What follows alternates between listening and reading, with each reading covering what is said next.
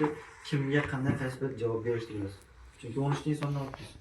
Avtomatik uni bitta qora bo'ldimi hamkor, o'zida ikkinchi bosqich paydo bo'ladi. Mana ikkinchi bosqichga ketaman. Ikkinchi bosqich qanday bo'ladi? Ikkinchi bosqich 5 ta qizil, 3 ta ko'k, bitta qora bo'ladi. Nima uchun yana bizga qizillar kerak? O'zimiz professional bo'ldik-ku. Ya'ni 13 ta odam o'tkazib. Bilasizmi nima uchun kerak qizillar bizga? Qizillar chunki inson o'rganavergan sari prezentatsiyani qayergadir o'zgartirish kirgizib keladi. Qayerdir o'zgartirsam deb fikr keladi yoki nimadir qo'shmam aytmasamchi yoki buni aytib o'tsamchi degan narsa bo'ladi. Siz buni qoralarda sinab ko'rmaysizku. Siz buni qizillarda sinab ko'rishingiz kerak. Qani bu natija beradimi? Buni effekti bo'lyaptimi, yo'qmi? O'shaning uchun kerak bu narsa. 5 ta qizilga taklif berasiz. Ya'ni mana yangicha o'zgartirgan stilingiz bo'yicha. Qani bu natija berdimi? Ha, bergan bo'lsa, o'zi siz avtomatik 3 ta ko'kka o'tishingiz kerak.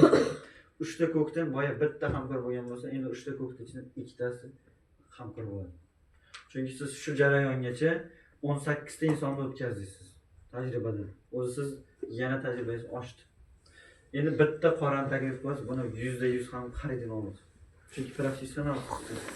Buni mana xaridini oldingizmi, bitta qorani oldingizmi, endi 3-bosqichga o'tasiz. Mana bu 3-bosqich deylik. 3-bosqich qanday bo'ladi? 5 ta qizil,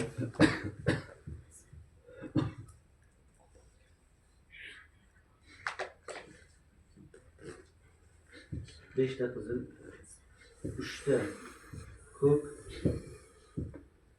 bitta qora bo'ladi. Endi sizlarga savol. Qolgan bosqichlar qanday bo'ladi?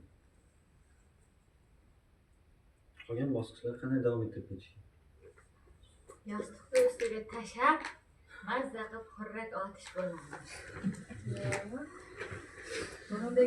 Ikkinchi bosqichda bo'ladi ekan. Ana bu 3 ta olasiz-da. 3-bosqich. Qolgan bosqichlar necha qanaqa bo'ladi? Qanaqa pozitsiyaga ketishingiz kerak? Ko'kka kelganda o'sha 3 ta xarid olasiz.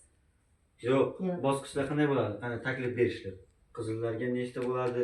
Ko'klarga ketadi-da. Ikkinchi bosqichda xuddi mana shu stilda ketadi. Qolgan hamma bosqichlar.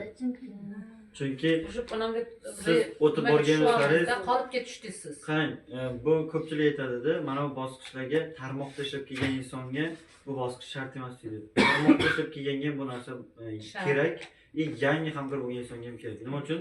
Boshqa tarmoqda ishlagan narsa inson bu tarmoqning sistemasini bilmaydi hali. Nima uchun kerak? Неграмотный bo'lib qolmasligi uchun. Bilimsiz bo'lib qolmasligi uchun kerak. O'shaning uchun qolgan hamma bosqichda qizillar